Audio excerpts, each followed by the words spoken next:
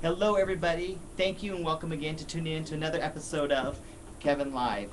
I appreciate it and thank you guys so much for inviting me into your homes, onto your iPads, onto your droids, or however it is that you are watching tonight's show. I just want to say thank you and, of course, I appreciate it. As always, I like to start off the show with a couple fun things, a couple shout outs, as you will. And the first one goes to, of course, Brian, who I have nothing others to say other than, that little inside joke there. And then, of course, I got another special shout out to Lalo. Now, Lalo, hope you're watching here, because I know deep inside you there's this blooming journalist. And I know you want nothing better than to be a special correspondent for my show. So I'll tell you what's been decided. We're going to give you your chance, okay? So I can't wait to see what you come up with. I hope it's fabulous. So I have no doubts that you are not going to do fantastic. So I will give you your shot, and you can be a special correspondent. So my people will get in contact with your people, and we'll kind of go from there. Lastly, I want to say huge hello, like I promised earlier today, to some people over there in Colorado and people in Madrid. Those two places gave me the most followers on Twitter, because as you all know, yes, I am a Twitter addict. I'm constantly tweeting, and I got this little paper report saying that I've got the most. Those two places were the places that I had the most new followers. So I want to say hello to all my friends out there in Madrid, Spain, and the state of Colorado. All right, so we're going to change gears a little bit tonight, and then we're going to get just a little serious. We're still going to have fun. The show's still going to be entertaining, but I'm going to kind of go into, I promised and said earlier today on, I believe it was on Facebook, that I was going to be sharing a personal story with you guys. So here it goes. I am going to share a little something. You know, some time ago, there was a time in my life when the person I was with, who is now my wife, we made some decisions, and we knew that due to complications that we would never be able to have a child of our own. We decided, and again, I'm not endorsing anything, I'm just simply saying that for us, and our decision was we were going to adopt. If you know me, if you follow me, you know that we actually never followed through with that, because we were blessed with, of course, my little baby Kay. However, we did look into looking into the whole adoption, and we actually started to go a little bit more further into the process than what most people would ever know, but because we kept that very private. But life does things. Life gives you stuff. Life gives you gifts that you may not realize, and so it's always really important. And this person who came into my life at this time really and truly is a gift, and I'm here to. I never called her. I never went in for a consultation to chit chat with her about this decision about me wanting to adopt, because it just never came up.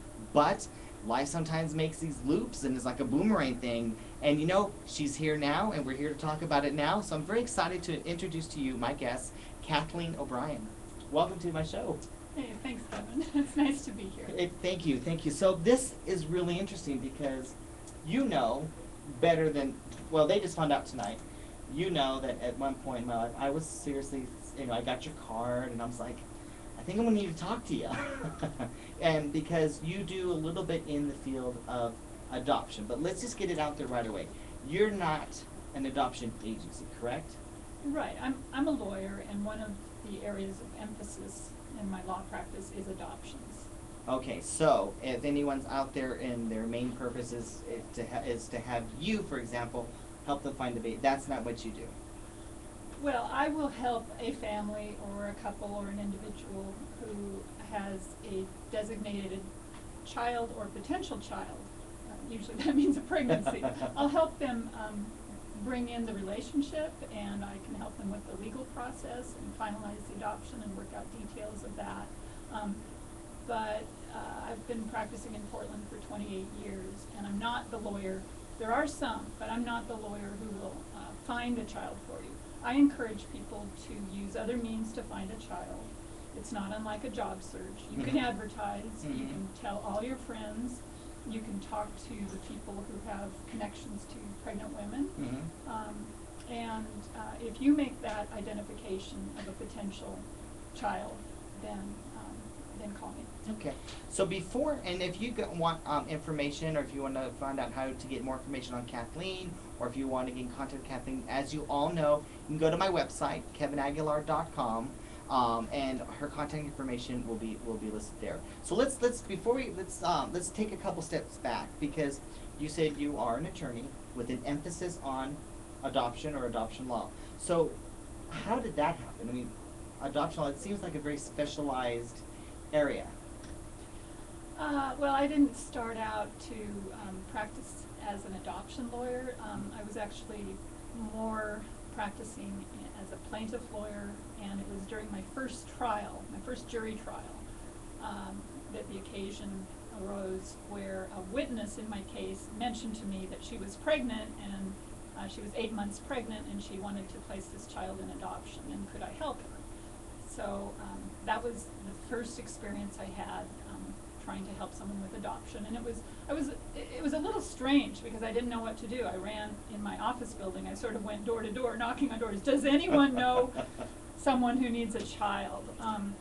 But I had worked in adoptions prior to becoming a lawyer. When I worked at the legislature, I became very interested in the issue of access to adoption records. This is in the late 70s when the Alex Haley miniseries and the Pursuit of One's Roots came to the forefront. That's right. And so that, to me, as a lawyer, as a open access to records lawyer, I was very interested in that issue. So I worked on adoptions during law school from that angle, but I didn't plan to become an adoption lawyer. That just happened. It just kind of evolved. And I think that when some of the best things that happen are things that just evolve, you know. You have to pay attention to what happens to you. That's true. You gotta pay attention to the science. I didn't intend to do this. This literally fell into my lap. So I totally see how that can come about. So next step then. So now you start doing this a little bit more routinely, and you start again. Now, most of your clients, are they family members or? Well, Kevin, I've really, in the time I've practiced law, I've seen a real shift for the destination, if you will, of an unwanted pregnancy. It certainly used to be that a birth mother would place that child herself. Right. But times changed at some point. I sort of pinpoint it to when Madonna's song came out, Papa Don't Preach. I'm keeping the baby. All of a sudden, and the generation shifted so that the grandmother of that child was someone who was a baby boomer who wasn't willing to let their DNA be placed outside the family, and were much more willing to take that child into the family or to find an aunt or another relative who might adopt. So a lot of the adoptions that I've worked on are intra-family adoption placement, in addition to step-parent adoptions, grandparent adoptions, adult adoptions. There's a lot new generation adoptions too, surrogate adoptions, gestational surrogacy. There's it's an evolving field. So would you say, like, in the beginning when you were doing your practice, it was more of a hush-hush thing? It was like families were, would you say they came to maybe a little ashamed because of an unwanted pregnancy or young, Yeah, and that's the origin historically of the secrecy of adoption records, is because of the so-called stigma of illegitimacy. And traditionally in the law, adoption had to be a secret. This goes back centuries to the English common law too. So it's really evolved in our current culture where there are no secrets, and we know the importance of DNA now. Right. And so there doesn't need to be the mystery and the stigma about adoption that used to be true. And then I'm going to throw something at you. So feel free to, it just something just kind of popped in my head. But I noticed in the media there's been a lot of criticism and controversy on certain shows out there that are like 16 and pregnant and stuff like that. Do you see that causing or changing cultures a little bit? Because I know that right now MTV's under fire a lot, saying they're promoting teen pregnancy. And so I was wondering, we talked about it was kind of hush hush before. Then there's the Madonna era, Papa Don't Preach, and then today, do you see anything changing today as to when it comes to younger unwed, and specifically maybe even teenage mothers? Well, again, it was a birth mother client who sort of identified for me at some point that the stigma for her generation had changed, that adoption wasn't a stigma now, Kathleen. Abortion is the stigma. So, you know, the whole question of adoption is certainly tied up with sexuality, it's tied up with abortion. I mean, all of those questions are present in our culture. You know, how much do we talk or encourage openness in young people and at what age? Interesting. Interesting. So, my thing, okay, so let's say you have an adoption that's going to take place, and it may be within the family. So I'm thinking, if it's within the family, then why would there be any need for an attorney? Well, to have the legal change of parent, you need to go through the court process. So you just can't just say, well, it's in the family, here you go. Oh, you know, Kevin, that's done. Certainly culturally, in a lot of cultures, adoption is simply expected or done without a formal mechanism to do it. And that's historically always been true. But if you want to have the benefits of the legal relationship of parent and child, as well as, you know, the other side of that is the termination of that parental right of the birth parents, then you're going to court to do that. So then, let's say there is someone out there, and let's say they get to the point where they said, okay, I know that this is the decision that's right for me. I want to give up my child to adoption, and I actually have, you know, Aunt Sarah here or whomever. Sure. So they give you a call, and can you kind of walk me through the process? Like, so, you know, they would call up, and then do they come in for like, is it like a consultation, or how does that work? Well, the initial contact is probably by phone or email. I get a lot of email questions through my OregonAdoption.com website. I saw that. Or yeah, that's a fantastic website. And as the lawyer, you're cognizant of who is making the inquiry to you, and you are working to create an attorney-client relationship with that individual. But part of that process is to figure out who the other players are, because the same lawyer would have a conflict of interest trying to represent interests that are disparate. So you would find out if this family member is available to talk to, and maybe they need a lawyer. I might refer them to the lawyer referral service or some other mechanism to get a lawyer, give them the names of several other attorneys that could help. And how the process works is, it sounds like the scenario you're describing. We're waiting for a child to be born. Right. So during that time frame, what we are probably talking about is aspects of the open contact or post-adoption communication agreement that Oregon statutes allow. You know, it's interesting because some birth mothers don't think they want contact with the child, but for the most part, people do want to stay in contact and have communications about that child. So we're maybe working on an agreement toward that end.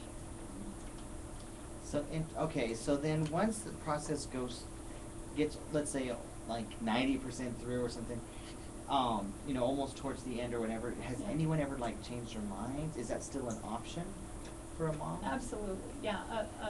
A birth mother cannot give up her parental rights until after the child is born. Okay.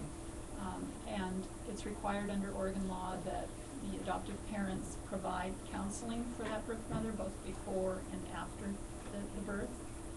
So there's some support in place for the very big emotional decision that it is.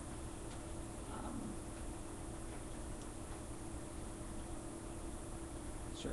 Now, being it with law and you know, and it being the type of thing where there law is involved, has any of these cases or any of these situations ever ended up in court?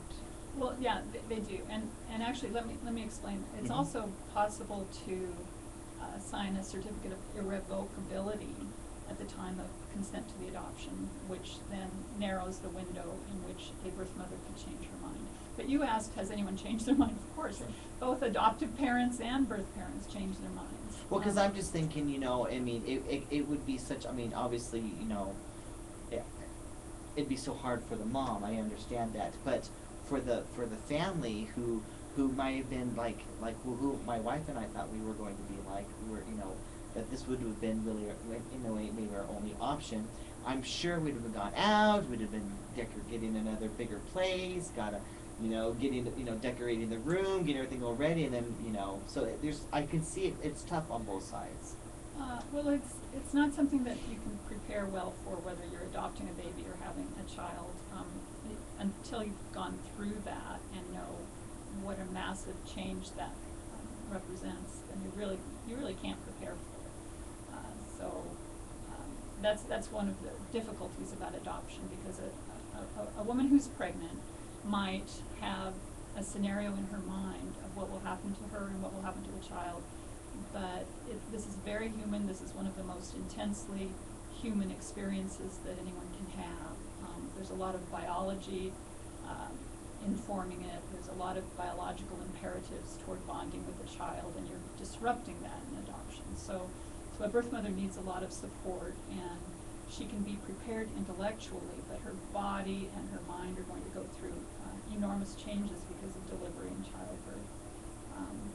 So it's a big deal, and sometimes women are wounded by an adoption experience, and they don't recover from that easily. Right. So you have to be cognizant of that. I think always being sensitive to the fact that you're dealing not with a bag of goods, but with a human infant, and with relationship. So in a lot of ways, have you ever had a situation or a case come across that you maybe declined? I'm not bringing one to mind right now, but I've been through several litigation battles where, for instance, Oregon will allow an unmarried woman to place a newborn child without notice to the putative father, and sometimes when that happens, that father decides that he's not of the same mind frame that the birth mother is. And so we've seen some classic battles about unmarried birth fathers because they weren't given notice of the adoption, or they didn't consent, or they changed their mind. So the mother can just say, I'm going to go and give the baby up for adoption and not tell the father? Well, I think it's important to underscore this. In Oregon's unique among the states that it will allow an unmarried woman to place a child for adoption without notice to a father. If he wants to preserve his parental rights, there are steps that he should take actually before the baby's born. So the guy who didn't stick around long enough after having sex to find out that she was pregnant, right, is sort of out of luck, and he needs to be aware of that, particularly in Oregon. Wow, Yeah. this is a bombshell moment. Every once in a while something comes up. I had no idea. I just assumed that it was just like and I don't mean to sound shallow or callous or whatever, but I just thought it was like a default thing, and automatically just went, okay, I don't know, that makes sense. But I didn't realize that that's the law in Oregon. Yeah, Oregon is unique. A lot of other states do require at least a notice to the father, if not his consent. Wow.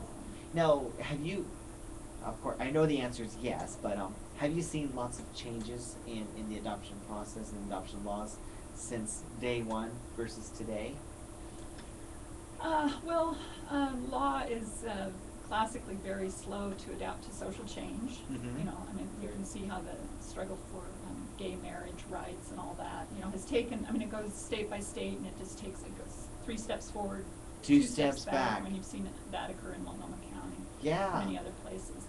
Adoption law hasn't fundamentally changed so much.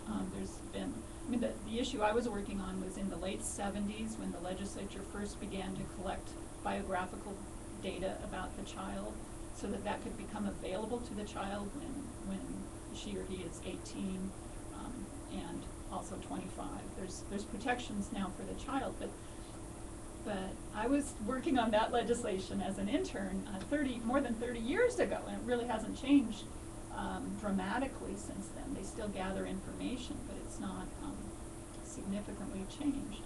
So, how do you answer that?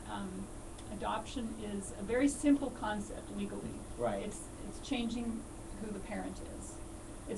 we call it a legal fiction, that instead of your birth parent being your parent, the adoptive parent becomes your parent. No, it hasn't changed so much. I mean, the things that have changed are the means of creating a child. Right. Like gestational surrogacy and surrogacy. Those were new when I started practicing in the 80s. So some of you out there, if you do, I wasn't fully sold on as to whether or not we're going to be taking live questions, and I know there has been a couple questions out there, but you need to keep the questions very, very, I would say, broad in sense. And if you have something very, very specific, then I'm just going to say you got to go to my website where there's a link to her website, or your website is OregonAdoption.com. OregonAdoption.com. You can get in contact with Kathleen there. But again, if you have something a little bit more broad and stuff and want to, tweet that in, feel free. Of course, my Twitter is, at Kevin Aguilar. So for you on Twitter, we're not taking in live calls tonight. Or on this show, so the only way to get in right now live, because it is Kevin Live, would be to use Twitter. I just want to kind of throw that out there. And of course, you guys on Ustream, don't forget to, you guys are able to use the Twitter feature as well. Alright, I just want to throw that out there. So, alright, so typically, these types of procedures and stuff, how long does it take? If both parties are willing and both parties are excited about doing it and they're both in a sense on the same page? Mm-hmm. Well, the types of adoptions that I'm helping people with are called independent adoptions or intra-family adoptions. That can be completed within a time frame of maybe 3 or 4 months. An agency adoption is a different specimen of adoption in Oregon, and that takes at least 6 months. And I should put in a plug here for the state adoptions. I do a lot of the state adoptions, which is children that fall into DHS custody, and then the decision is made sometimes on a parallel track to either return that child to the parents and rehabilitate the parent from their drug addiction or whatever problems they have, or to place that child with someone who has identified themselves as a suitable parent. Sometimes that's a family member, sometimes it's a foster parent. So the DHS has a really great adoption system, and I encourage people to go there. So now, is that any of that information on your website? No. No. Because that's I never thought about it. So, and other things culturally and stuff like that. Do you see or do you deal in any way with adoptions, with people wanting to do adoptions of children from overseas? There's a big increase in overseas adoptions. Those tend to be managed by orphanages that have a relationship with that foreign government. So that's not something I'm directly doing, but there are adoption agencies that do primarily that work. Okay, because I mean, obviously you guys all hear about it. It's on the tabloids.